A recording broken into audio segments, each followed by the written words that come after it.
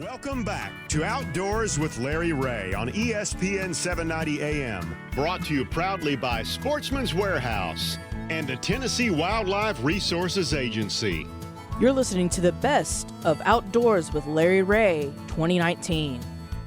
Hey, good Saturday morning. Welcome to Outdoors with Larry Ray on ESPN 790 here in Memphis, and all you good folks in Brownsville, Tennessee on 1520 AM and 95.3, and of course in Jackson, Tennessee, News Talk 101.5. And boy, what a way to kick off a show. Ron Wong has got his seatbelt on this morning. Hey, I got to tell you, it's so good to be in the studio, but I have to tell you. What? What a wonderful Bassmaster Classic. Oh, my. I don't know what it was like there, but I watched it. Crowded. I watched the loud. I love the weigh-in. And, of course, Mark Copley is sitting in with us this morning from a locally produced lure company, Striking Lures. A little small lure company around here. And we're going to talk.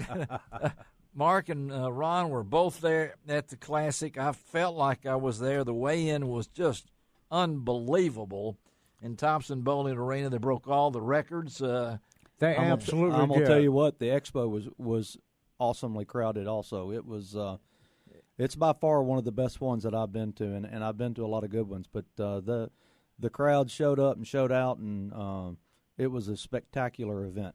How was it on stage? How would you like to be up there on stage and knowing you might win this thing? Let's talk to the guy that did it. All right, 3 weeks ago we talked to Ott Defoe right here on Outdoors with Larry Ray, and Ron popped him in quicker than I could and picked Ott. But we've got the Bassmaster Classic 2019 champion with us, and that's Ott Defoe. What does it feel like, Ott, to hear that? It's pretty surreal still. The more people say it, the more it starts to sink in, I guess. But it still is pretty amazing to to hear my name with that title. That's something that I dreamed about from the time I was just getting started bass fishing. But man, it's still pretty surreal. That's for sure. Well, I watched the weigh-ins on TV. Talk about the emotions going through you. I mean, your little girl's crying, you're crying, I'm crying, everybody's watching it crying. There wasn't a dry eye in the arena. Yeah, talk about that. And you hadn't had much time to really comprehend all this, but talk about it, that moment on stage. Yeah, it truly was one of the most special things that I've got to experience having. The Classic would be special anywhere, to win, but to be able to do it at home, and then to be, that's what I wanted to experience was with my family, and from the time I got in, and it sounded like I may have a shot at it. I talked to Jenny, as soon as I got in, let her know I made it in safe and everything, and I'm like, we don't know, we're out there in the dark. Yeah, it's just, we're just doing what we can do, and I'm like, well, what's it look like? She's like, what do you mean, what's it look like? It looks like you won. I just wanted to see them. I just wanted to see them, give them a hug, and they were just really, they couldn't get to the boatyard, they couldn't get over there beforehand, and it was really the moment I was waiting for, was to get to embrace them, and for that to be up there on the stage, and then what our youngest daughter Lizzie, what she had to say. That's the biggest compliment you can. It is, isn't it? From your kids. So, I mean, the chalk on the driveway. I mean, is that true story? I mean, oh yes, absolutely. No, that was. I'm trying to think of which day it was. I think it would have been over the weekend of practice, because of course they were out of school on the weekend, and right.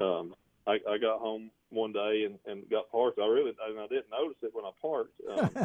And Jenny said, "Did you see what she wrote out there in the chalk?" And I mean, they coloring chalk out here all the time and stuff. Like, no, she said, you need to read that. And yeah, Lizzie had wrote, the 2019 Bassmaster Classic champion lives here. I was like, wow, I'm getting chills. Cool. I'm getting chills, but I'm going to get emotional right here. And Ron, first day, Ott comes out, and the pressure's there. He does this. And he takes the lead. And then the second day. So kind of the roller coaster feelings had to go. You were pretty upset with that second day, weren't you? I was. I really was. You were mad. Come on now. I was, man. I'd had such a big first day, and I know how hard it is to be consistent out here. I mean, I fished here my whole life. I know that about this place, but I would have been, really happy to go out and catch. And I said it even at takeoff that morning. I said, 12, 13, 14 pounds. Yeah, that would be a pretty solid day today, just with the weather change we had and stuff. And I had caught that every day in practice. Didn't see any reason why I wouldn't catch it the first day of the tournament, especially after having had such a great, start to the event. And man, it started off good. But you said God will humble you, right? Yes, and that's exactly what it took. And that was, I was on cloud nine, and I felt like I knew I was making all the right decisions, making the right choices, but God had a much bigger plan, and sometimes before you get exalted, you'll get humbled, and that was the kind of thing that he used on that particular situation, was to say, "Hey, big boy, I'm in control here." That's and, right. You just need to trust my plan, and it'll, whether I would have won or not. I just needed to trust him and know that he had a plan and had a design, and it was a lot better than anything I could have envisioned. So.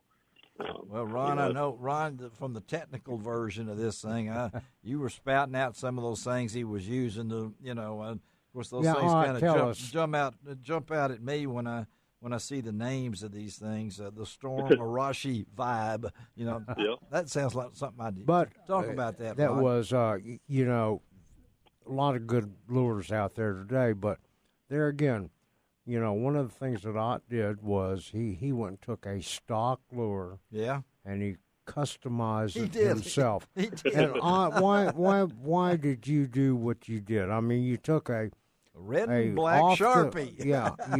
You took a lure off the shelf that anybody can buy. You took a Sharpie and you painted it up yourself. Why did you do that? I did it. Number one, Ron, was confidence.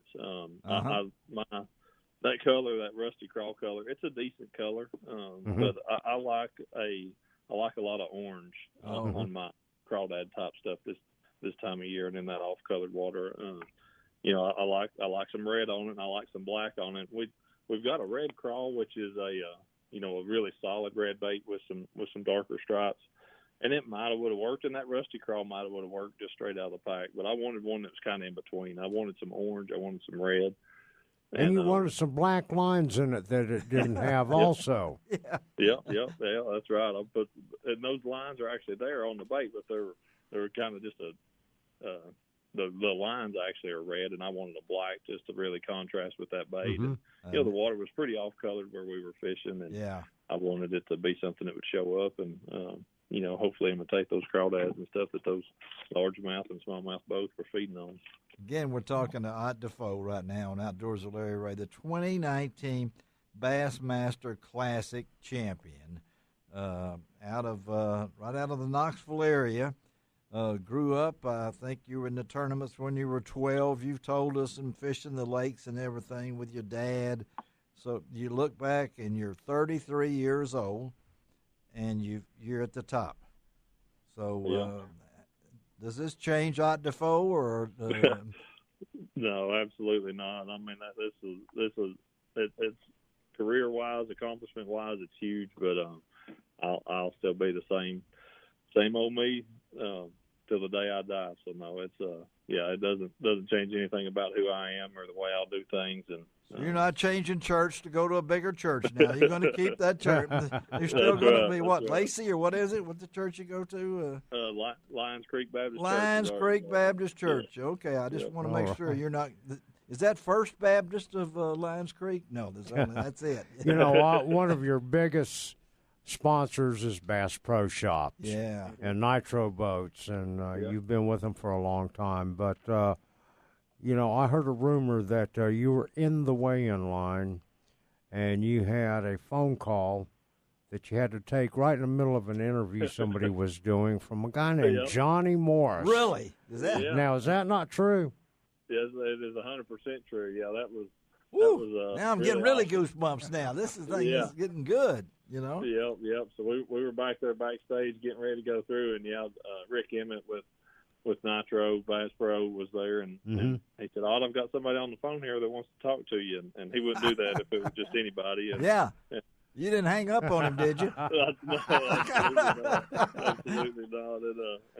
And he said, "Hey, Ott, this is Johnny," and they were down in Florida, and he said, "Man, we're watching and pulling for you," and that was before I'd weighed in. And then once it was over and official, he actually called back again. Wow!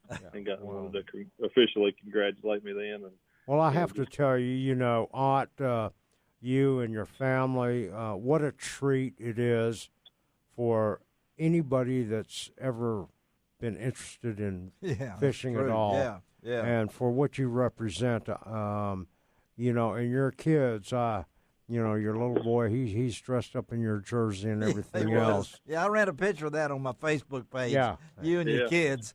I picked it up off your website. Or something. Are they interested in fishing? Are the kids interested in fishing? Are you interested in fishing, Ron? Ott Defoe's kids not interested in fishing after with chalk writing on his driveway, But they are, aren't they? Yeah, they are. They sure. And going to this, every year it lights a fire in them, and they want to go fish more. So it's pretty awesome to to see the excitement in their face. Actually, day before yesterday, Lizzie and I are the little girl that made everybody cry. Yes, right. Yeah. She wanted to go, and so we went out here on the river behind the house. Really? Right here, and she caught her little largemouth. So. And Ott, you can't win a tournament by yourself. Your wife is behind the scenes doing a lot of things for you to help too, isn't she? Mm-hmm. Yes, yeah, absolutely. Yeah, my wife Jenny, running the business and doing everything that she does here to keep everything going at home and keep me where I need to be as much as anything. But she keeps everything going on this end and makes everything flow, that's for sure. She's the CEO of the Ott Defoe Empire. That's it. It is an empire now. Yeah, we'll just give her a title. Hey, Ott. That is the virtues of a good woman. It is right, and he's got one, and Ott's a good one. Ott, we're so proud of you over here in Memphis. Got lots of fans. I know the guy in Conway, Arkansas is happy because he won a prize for picking I'm happy just being able to win. That's right. Name a winner. Hey, and I got to tell you, I'm happy and Ott is not one of our anglers, but if I had to hand pick someone and it not be one of our, it would be Ott, just because I appreciate that, Mark. Of how classy a guy is and because of his faith, and he's just a good man, and I'm proud to call him a friend. Well, he's on my team. I don't care, win or lose, though. So, Ott, thank you, buddy. Congratulations. Yeah. Thanks for taking time. I know it's a busy time for you, but we really love talking to you today. So, we'll stay in touch. Okay, man? Sounds great. Yeah, I always enjoy being on here, and thank y'all for everything. Okay, Ott. All right, let's take a break, and we're going to switch gears and talk a little TWRA on Outdoors with Larry Ray. Don't go away. We'll be right back.